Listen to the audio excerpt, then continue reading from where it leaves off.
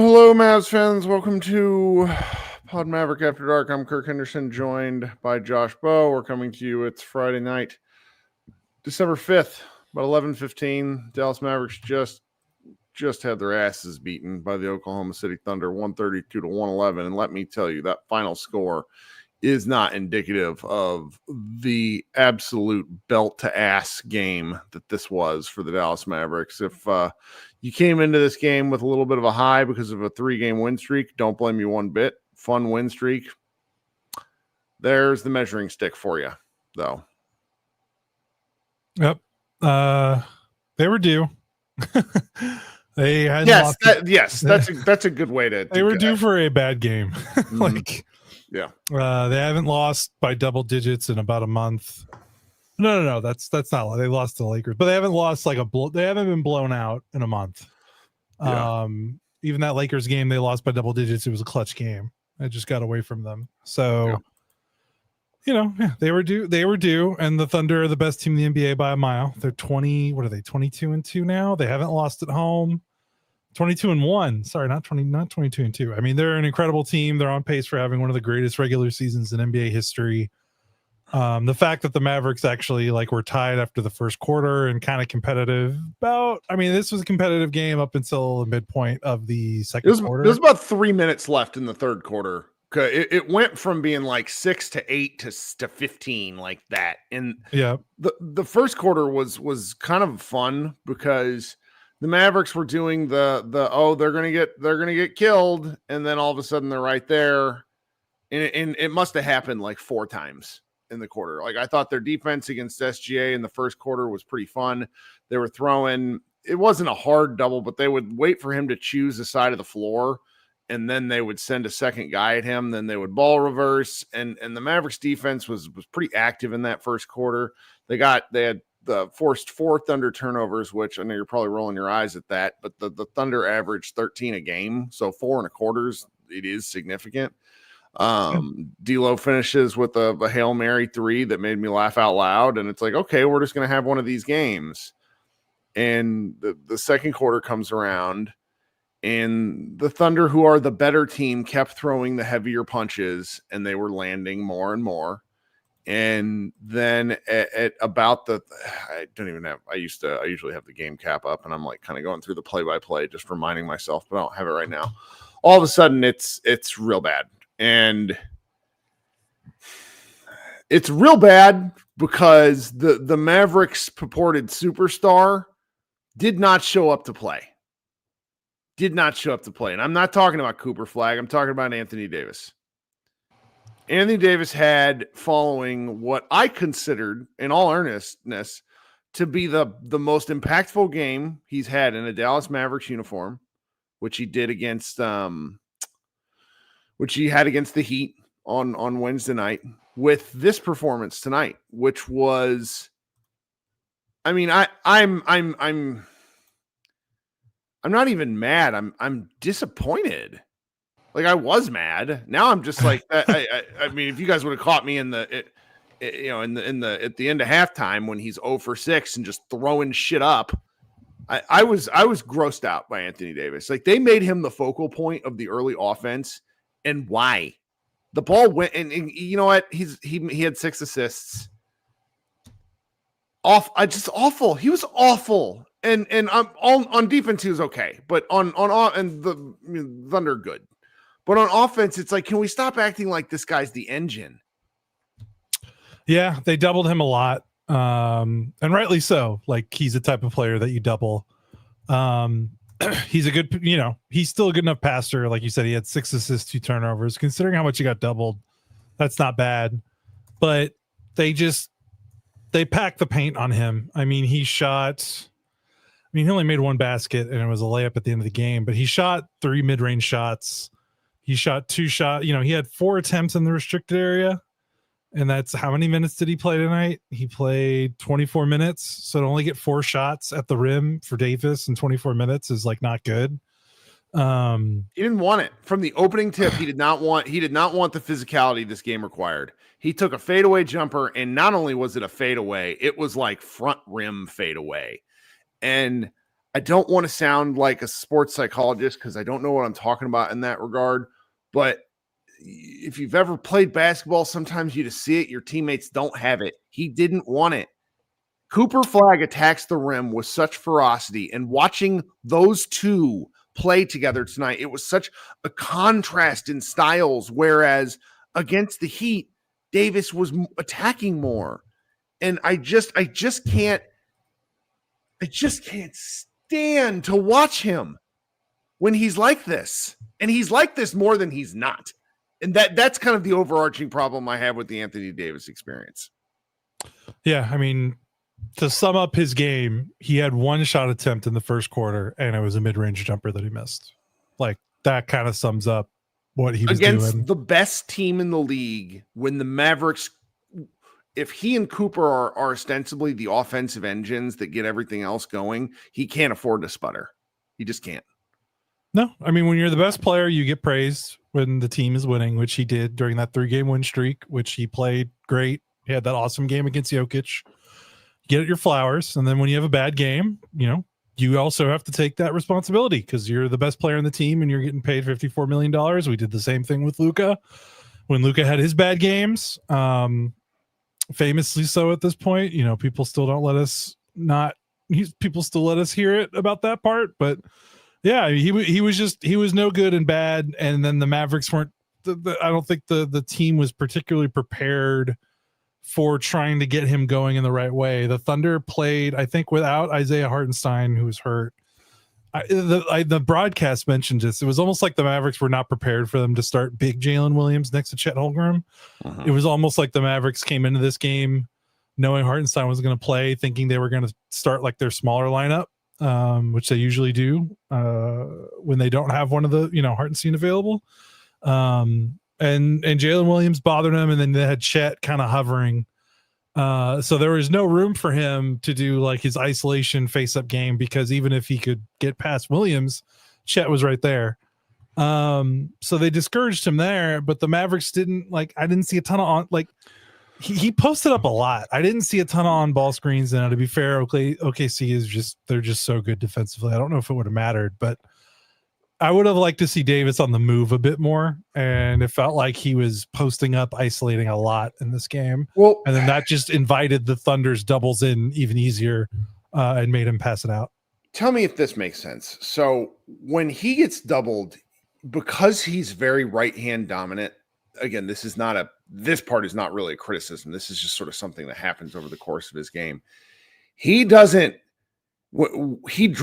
he basically pulls it out. And he only is looking over his left shoulder, because he has a ball in his right hand and he's basically looking like this. Every time doubles there, he doesn't have the kind of rip through face up game where he can then attack. He gets doubled and his response is fuck, and then tries to move the ball, which fine. But if that's going to happen over and over again, then stop posting him up. Yeah, they kind of played into what the Thunder were trying to do, which I didn't see him change it up enough until it was too late. Yep. And yeah, this is what I said. He's a play finisher, not a play starter. And that's what you're gonna have games like this from him. When you don't have elite playmaking at the time, and as good as Ryan Nembhard has been, and he was solid enough for what he's been doing. Made shots again tonight. Najee Marshall's okay. They don't have a true Nembhard's their best point guard, which just says a lot about the team, and that playmaking can come and go a little bit. You can't put all that on Nembhard. Yep. He's a two-way rookie. So with that playmaking gap and that vacuum, Davis kind of has to be. There's no room for error with Davis when he's playing with this version of the Mavericks, because there's no fallback for him in the way that in LA he had LeBron. To be the dominant number one option if he didn't have it. And he didn't have it tonight. And they, the fallback option was Cooper Flag, who was pretty good, but not good enough. And, Max Christie was good, but, not good enough. And right. The margins, and they're not really margins because that doesn't do enough justice to how good Oklahoma City is. Yeah. I mean, they're awesome. their margins for error are so much broader than the Mavericks that as the game wore on, it then blew open. So the Mavericks finished the first half down 15 within 4 minutes of the opening of the third quarter. It was a 30-point game, and it was over. It was under, I think, of the best third quarter team in the league. Yeah, it was absolutely, utterly over. And I kind of stopped paying attention. And the Thunder were missing 2 starters? 3. 3 rotation guys. Caruso doesn't start, but like 2 starters and their 6 man. Yeah, and so they're down. As they're down 30 points, Anthony Davis goes knee to knee with Chet Holmgren, and one of those instances, it makes you hold your breath. He immediately comes out of the game, which is fine. Again, it's like they're down 29 or 31 points, something like that. Adam Ferris says this was a 50-point blowout without Jaden Hardy's 23 points, and he's not wrong.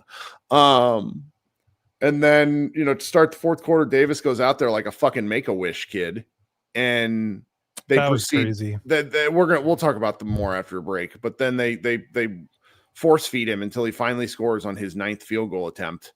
And then he comes out of the game, and then it just at that point, it's like the Mavericks didn't really have bench guys because they have 5 guys who are hurt right now. So if you assume their roster's roughly, 17 guys with the 2 with Cisse and Nembhard, they have 5 guys who are out tonight. Because PJ Washington and Daniel Gafford each missed this game. Something tells me one or both plays tomorrow night.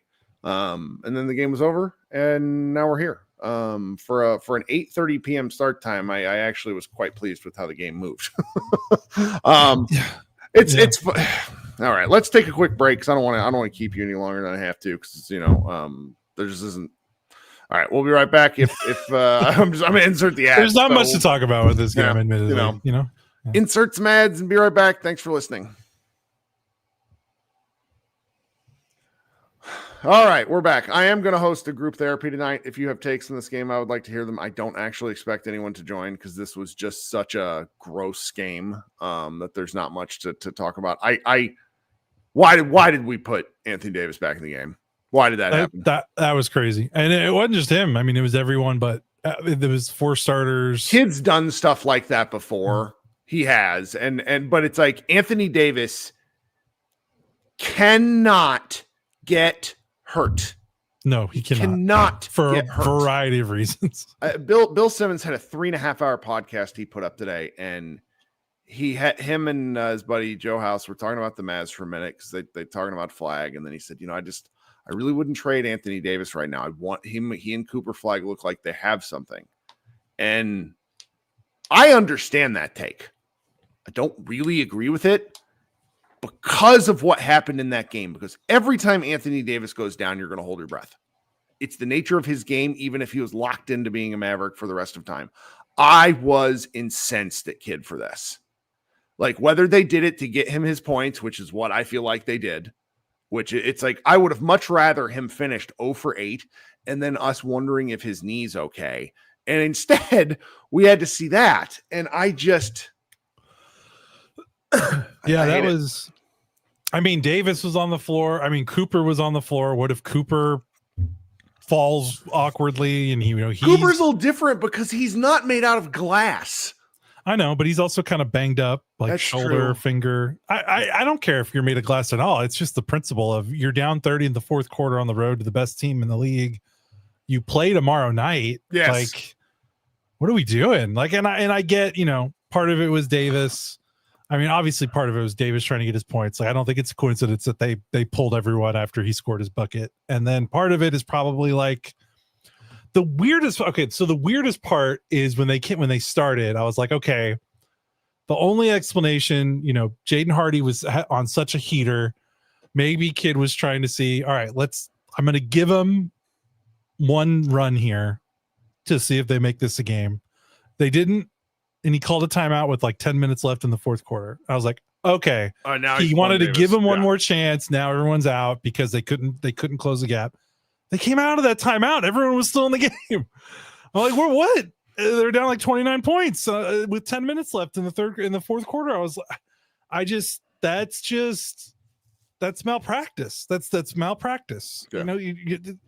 the game after week.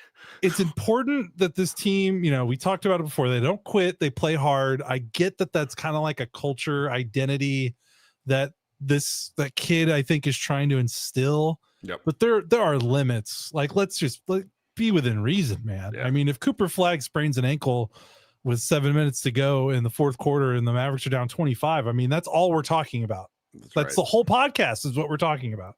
It's just not. Is that worth it? Like, they still lost by 21 points. Like, it's bizarre. Like, they don't need to prove that they play harder than everyone else. They do. They play really hard. Like, you're okay. You can have one bad game. You can sit your guys in the fourth quarter. It's not a big deal. It's not an indictment on your culture or your organization. It happens. The Thunder might win 75 games this year. Like, right. It's just, it was just silly. It was just silly.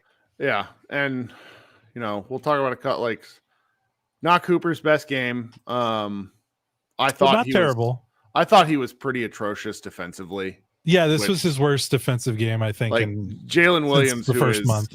Yeah. Jalen Williams is an all NBA player, so I don't want to act like this is nothing, but he got taken to the basket a few times. Yes. He got beat off the dribble.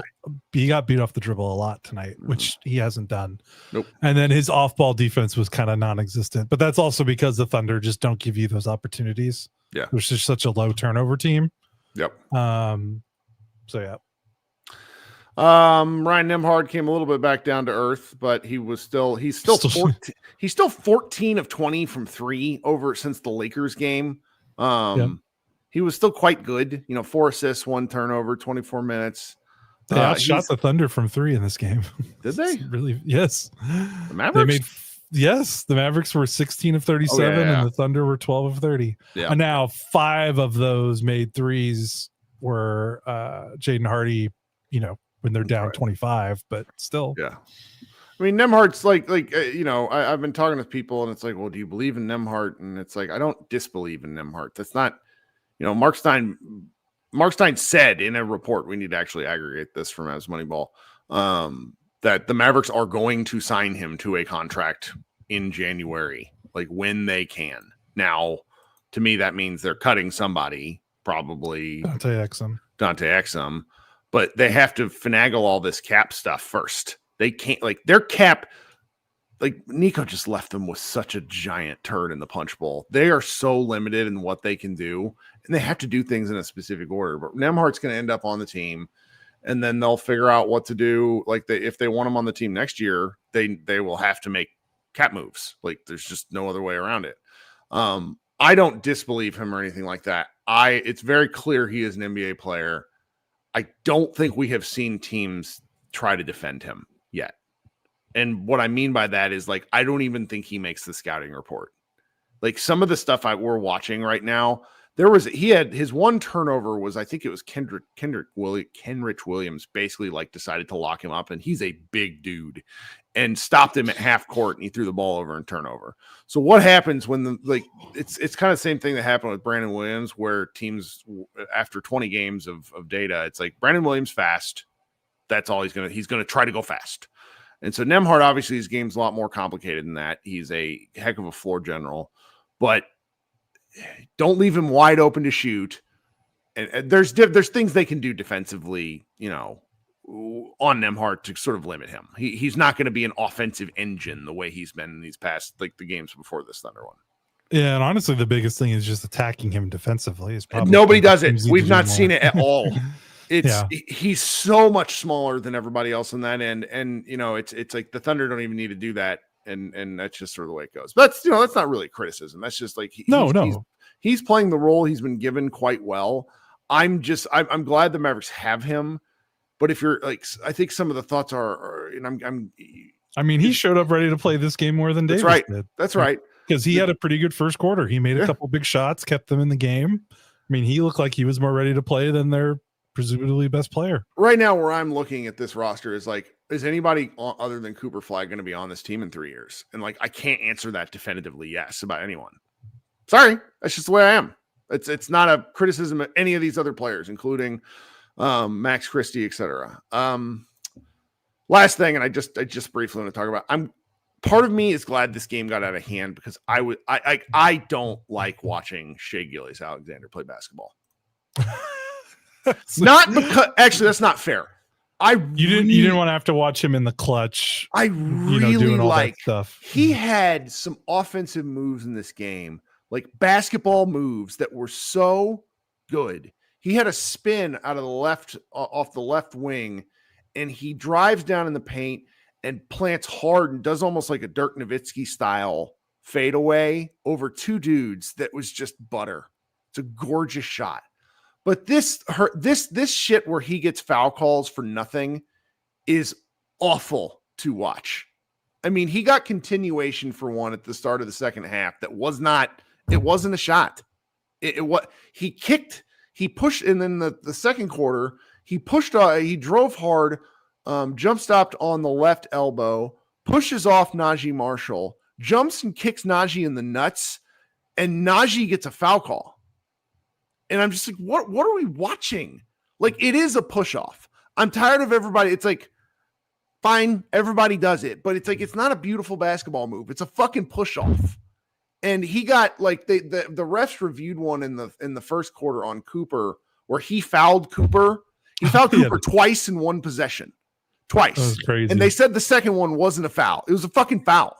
It's like he ostensibly should have been out of the game with 4 fouls in the first half. Now, the Thunder didn't need him to win. They would have beat the Mavericks anyways. So, but I was just like that. I'm really glad we didn't have to really spend a lot of time on that. Cause like I after it became clear, I was like, all right, Thunder better. That's what matters. But that part of it was just, I was like, this is awful. Like, get it out of here. Oh well. Yeah. I don't like it that much either. And I would rather. I thought the NBA had a good thing going in 2024 when they were like, hey, let's give defenders a chance to guard these guys, and let's tighten it up a little bit and relax how many whistles we're calling every game. And that lasted 6 months. And now who was awesome. Yeah, I really liked watching Chet Holmgren. I have been a Chet skeptic, and I thought he was fascinating tonight. Yeah, he was really good. He's so much more physical now than he was. The last time we really got to watch him was that 2024 playoff series where it felt like the Mavericks kind of manhandled him. He was out of gas. Like he was flat out. He wasn't in good enough shape. And I don't know if we can even say anything about that tonight because it didn't matter. But he took it to Anthony Davis. He was not afraid whatsoever. And I just thought it was cool. I like being one of the things that is this probably makes me a terrible sports person for this, but it's like I like it when an early opinion that I have on someone is changed. And like I thought Chet was not it. He's so damn skinny, he's ridiculous, and instead he's just quite good. Like that's all. He's just a good basketball player. Yeah, his improvement from that playoff series against the Mavericks to now is just night and day, like very noticeable. He has leveled up his game in so many ways, both skill wise and just physically. He looks more comfortable physically now, which is it's his third season. Yep. I mean, he kind of had a redshirt year with the injury. Like, this is kind of when you start filling into your body and you get adapted to that kind of stuff. Well, all right. We have a bunch of stuff up in Mavs Moneyball because the game finished kind of early. So the entire staff turned in all their stuff on time. So if you want to go read a little bit more about this game, or if I don't blame you if you want to be done with it. But if you want to hang out here, I'm going to host group therapy. You can click in. And if nobody joins, just because, look, we got kind of sparse attendance tonight, I don't blame anyone. I'll be back tomorrow night with one of our new staff members, Jack. And then... if the Mavericks play... They'll play again until next Friday, right? Is that right? Or do they play Monday? Let me look here. Sorry, this is really good podcasting. Yeah, okay, you're right. They don't play again until next Friday night, of which you will also be missing that one. That's really funny. Which, I don't know, like, I'm coming back on a plane, so, like, that one is... we're going to have to figure out that one. I might do something during the week I might see if I can get somebody on to talk Mavericks. And is there a game? There might be a game that next week that's just not scheduled yet. It's like playing stuff. Like, aren't they going to play? So they're going to play someone who gets knocked out, but they can't schedule it yet, right? I'm not sure. See, maybe you should text or Slack Chuck Cooperstein. He's good about this stuff. Yeah, so he actually messaged me about that. So the initial schedule had from December 6th to December 18th with no games, with understanding that something was going to get put in there. So we'll see. If something pops up, we'll definitely record if there's another game. But that's odd. The Mavericks honestly could use the break. Absolutely. Anthony Davis says he's playing tomorrow night against Houston, which I don't like. No, thank you, please. Like the Houston rebounds 40% of their own misses. Oh man, that one's not going to be a fun one to cover. Alas, Here I am. So anybody, we'll throw on the group therapy here, see if anybody wants to hang out. You should go forth and enjoy whatever semblance of an evening you can get. Yeah, got the fever riddled toddler in the next room, so that's right. I'll go check on her and get my 2 hours of sleep tonight. All right, talk to you. Thanks, Josh. Yep. Bye.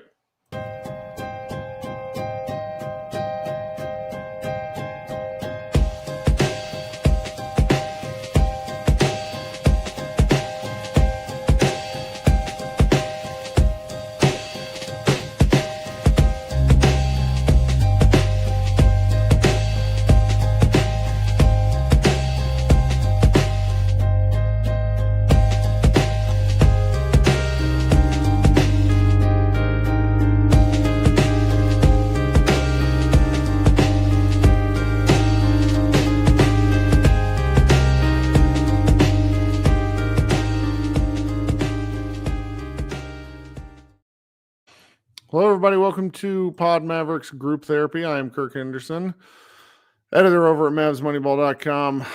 This is our secondary show. If you have any thoughts whatsoever about that game that you would like to share or anything in general, we know one of the pieces of news that Josh and I didn't get to just because I didn't want to be any more of a bummer, was that Derek Lively is seeking a second opinion on his foot. They still...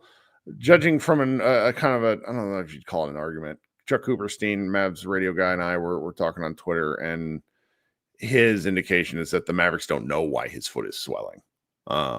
Same right foot that he had last year, where he had a stress fracture, but when the stress fracture occurred is actually a point of contention and possibly as to what led to the Mavs strength coach being fired, because he was out with like an ankle injury, and then he was supposed to come back, and the guy puts him through a really tough workout. And then the next day he has an MRI on his ankle, and there's a stress fracture in the area. And so, he ended up getting fired at the end of the season. The question that has kind of been floating around of like, did he have a stress fracture the whole time and the Mavericks misidentified it? Like, not great. So I'm sort of waiting to see if this is, he's just going to be out for the year.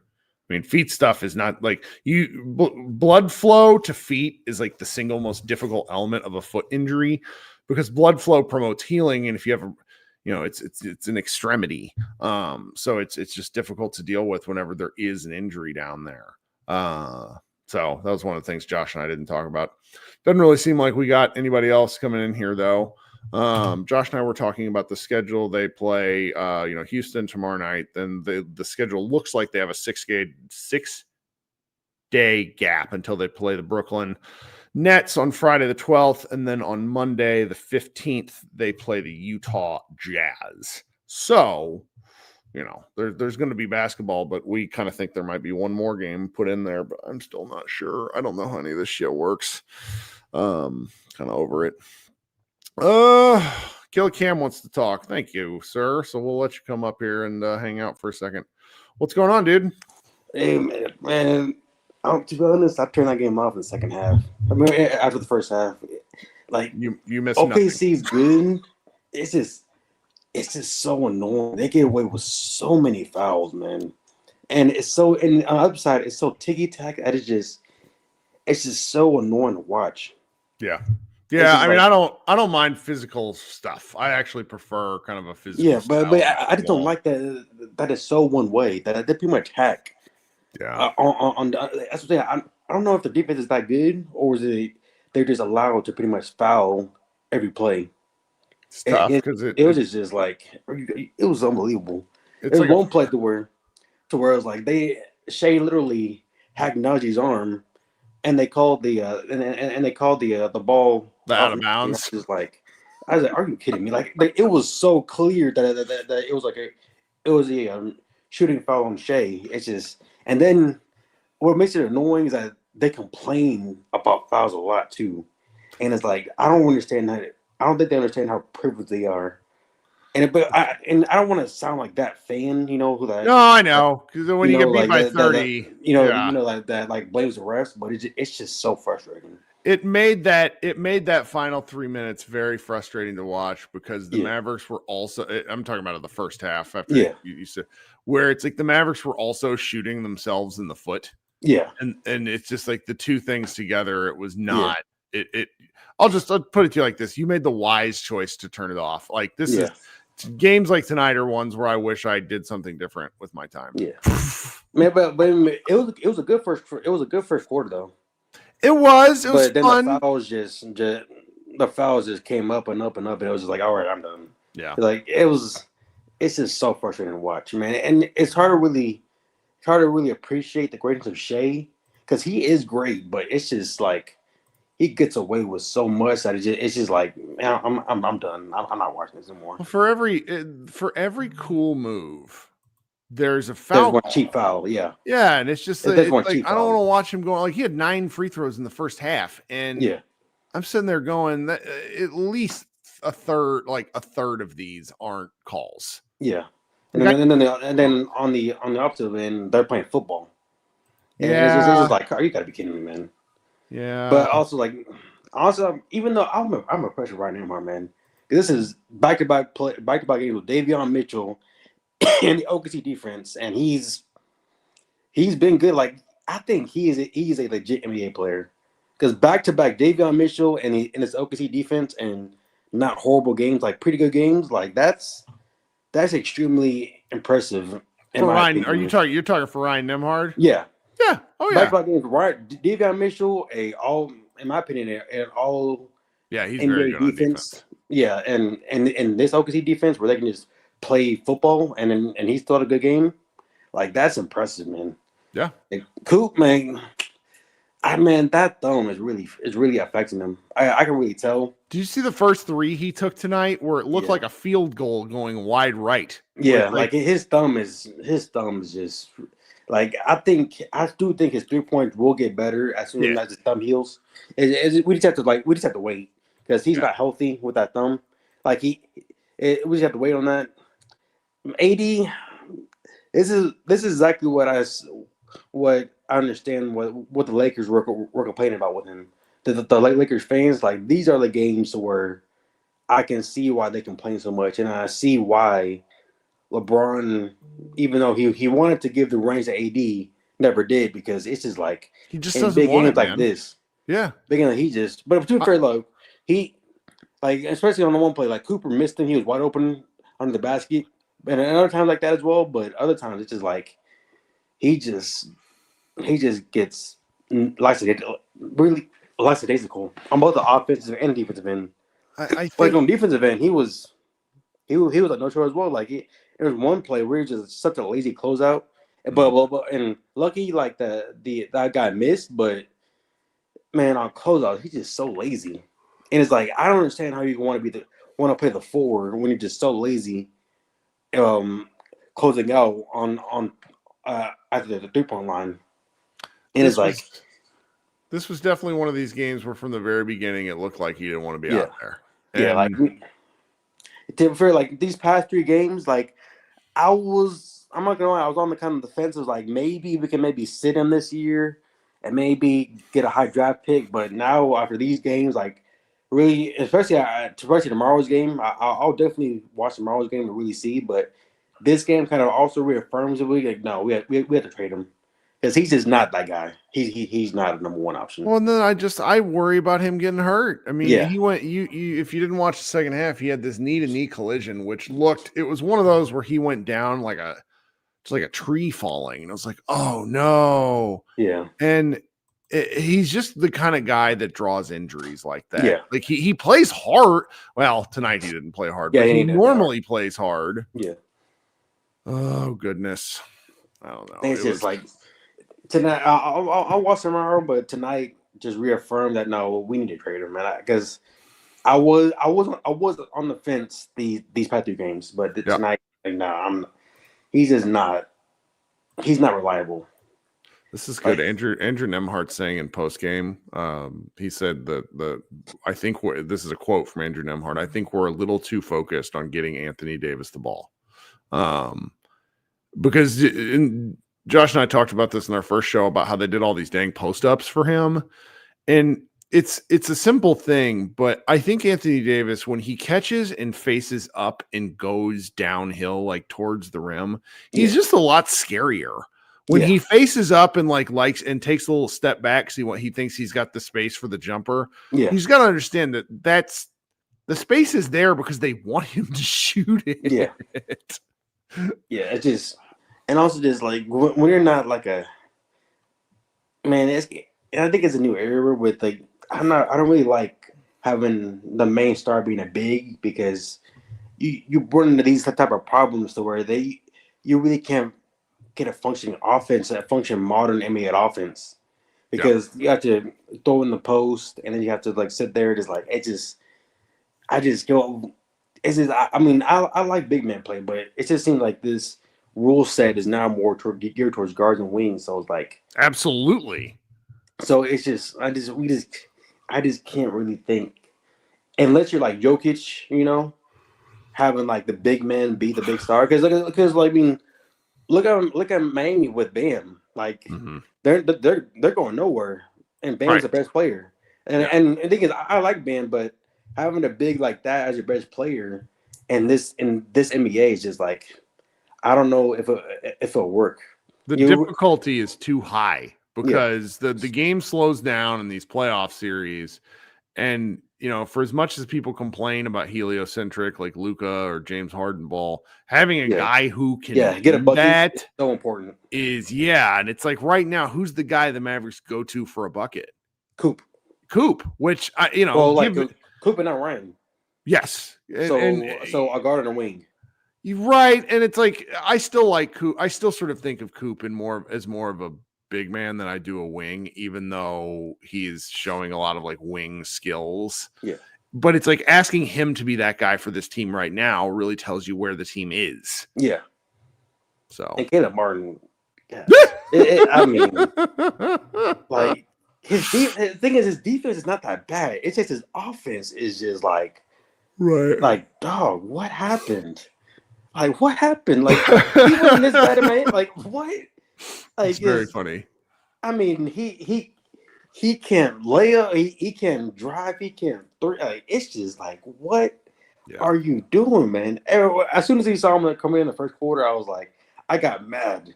Like, what are you doing? See, like, I feel like we kind of lost the game right there. That's but you put him in the first quarter because even though we ended the first quarter tied, we may have could have gotten the lead if you put it someone else. But it's just. But with Nico's horrible roster management, who else do we have? Because PJ's out, so and Najee was starting. Yep. And Clay was already in, so I was like, he's all we got right now. I know which lineup you're talking about. Like that was when the game effectively went to hell. It was just because it was the first quarter and we somehow came out tied. But it's like. We may have could have gotten a lead in the first quarter if someone else, but we have no one else because everyone else is hurt. It's just like this roster, like guys, and which is so much. It's like this roster is right up on the cap too. So it's like, how is this roster this bad? And we're right up on the second apron. It's insane. Yes, it is. Like it is insane how bad this roster is, and we are right up on the second apron. Like I know, like if we were like a first even team, I wouldn't really mind that much. But it's like we can make zero moves right now, Yes. and Yes. we got no second. Like I'm at the point to where I would literally just trade a second round pick just to get rid of him and Hardy. But we have no second round pick, so it's like we just stuck with those guys. That's right. Oh man, sorry, I'm yawning like this. No, you're good. Tired. You're good. I'm tired as well.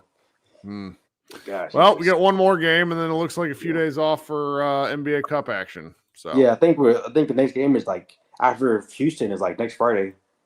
Yes, and it's 6 days, which is wild for me. So yeah, I mean that's good though. Hopefully, Coop can like rest his thumb. You know. Yes, good take. That's a silver lining for the break. I like that. And maybe like PJ will like come back from his like ankle sprain. Right. I mean, it must have been real bad because it's like I'm trying to think of the times in my life when I've hurt myself the worst. It's usually something that like I absolutely did not see. Like a friend of mine sent me pictures of when he walked into a glass door in a conference room.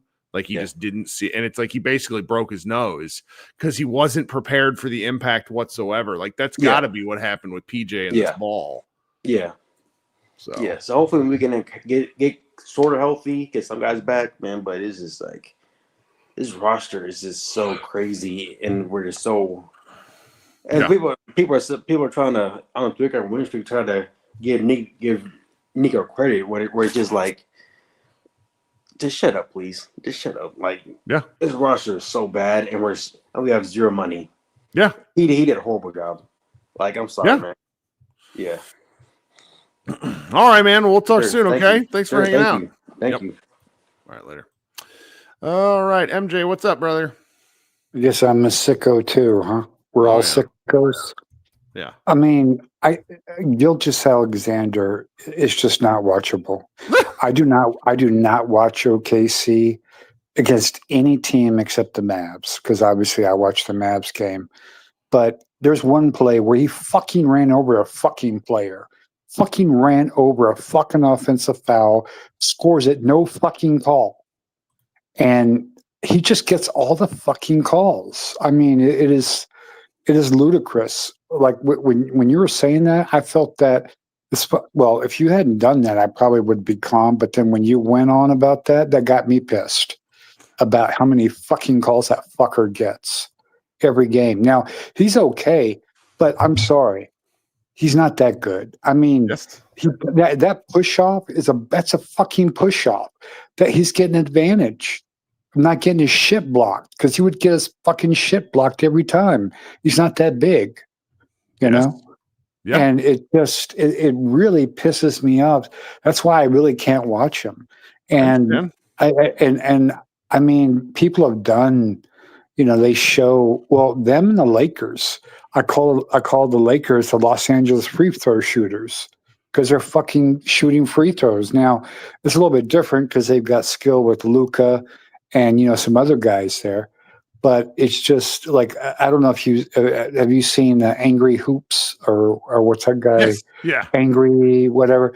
He's hilarious and he shows how they get call after how the Lakers get call after call.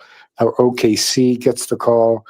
And I mean, it makes me wonder if the NBA is rigged because they're 21-1, their record will now 22-1. But you just have to wonder, like, they get so many freaking free throws. Yep.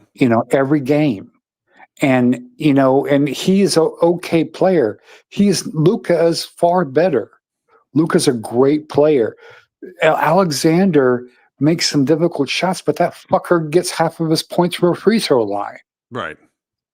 So he could average 30 because he's getting 15 fucking free throws. It's like fuck. I mean, whereas Luka earns it. Now Luka goes to the free throw line too, but not like that dude. And he's always done that. Luka leads the league in free throws. Yeah, but he's not. Like 12 and a half a game. Well, but he's not Shea Alexander. At least, he gets fouled on stuff. And I know sometimes he flops and does stuff like that. But watching him is so different because he's got skill, he's got talent. This dude just pushes off, gets away with a push off, runs over people, kind of like LeBron. LeBron basically runs over, no foul, All these guys, they just run over players, but then he gets the call. If somebody breathes on him, he gets a fucking free throw. Yeah. And it's like, and then that coach, man, they say that he's very, they said on the broadcast that, he's very humble, but he looks like a fucking prick on the sideline. I mean, hey, you win 21 games or now 22 games. You can kind of do whatever you want. Yeah, I mean, he kind of poses and he's, has that snarky look that I wish somebody would fucking knock off his face. See, look at you. You got me because of Shea Alexander. You got me all, But I'll tell you what I go back to. I love, and I think I'd like to watch this every day, when the Mavs, when they beat OKC the year they went to the finals, when Luka and PJ, PJ basically, they said that Gilgeous Alexander was in PJ jail because PJ just covered him like a blanket. And they won that series, I think, in 6 games, and then the last play when the guy, I forget, there was a 3-point or 2-point shot, and there was some kind of controversial thing, and then it worked out for the Mavericks, and they won that game, and they went on to play Minnesota, and they beat Minnesota, and went on to the finals. Those were the good days, man. And it's like, Anthony Davis, man, it reminds me like when he was in LA, he had these great games and be like a top 75 player. And then the next game is like, where the fuck was he? Right. He doesn't even score double-digit points. It's like 6, 7, or he takes 2 or 3 shots, and it's just, oh my god, man! It's like all the stuff that I used to laugh at about the Lakers with him and LeBron. They called him street clothes, because he was always injured, and now we have to deal with that shit because of the retard fucking Nico and what he did to this team. It's not. It's going to be a long way back. Who do they play next? They play the Rockets tomorrow. That's going to be another belt to ass game. Oh God! Watch them win that. Well, but that's why the Thunder. That's why the Nuggets game was so important in terms of a feel-good win, because you look at the stretch of games, and Josh and I were talking before that game. They beat the Clippers. We're like, all right, the Clippers are the one team we're sure that they have a pretty good chance, and then they win the next 2. And so, why did they win those 2 games? Quite candidly, outlier shooting. I think you can credit Ryan Nembhard for getting the team better shots. Oh yeah, but they still there's getting better shots and then shooting over 50% from 3, which is like what the team did against the Heat.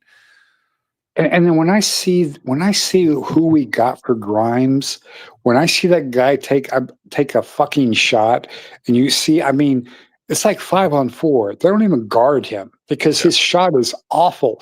He shouldn't even be in the freaking league. How is he? He's a decent defender, but how the hell is he on a roster with shooting like that?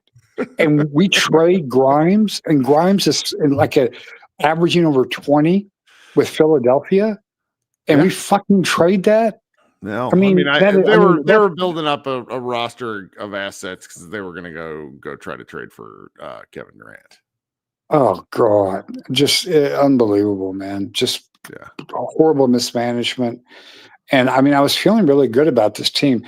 I was actually thinking they might have a chance to beat. I know that sure. OKC's lost 1 game, but it seemed that Kidd might have had OKC's number. Remember, they played that's one. When we played them last year, we play them well, but we've not beat them in a while. Right. They beat them. It's like they beat them last season 3 times. Weird game without Luka. But yeah. So I thought that we just, but then we're missing Lively. Lively seems to do pretty well with them, and obviously PJ. Missing those 2 kind of stacked the deck. But the way they were playing, I thought maybe they could make it a game. And then it just all downhill from there. Yep. It's all right though. Maybe see you tomorrow night if you watch the Rockets game. I'll be back here. All right, buddy. Take care, man. Nice talking to you. You too.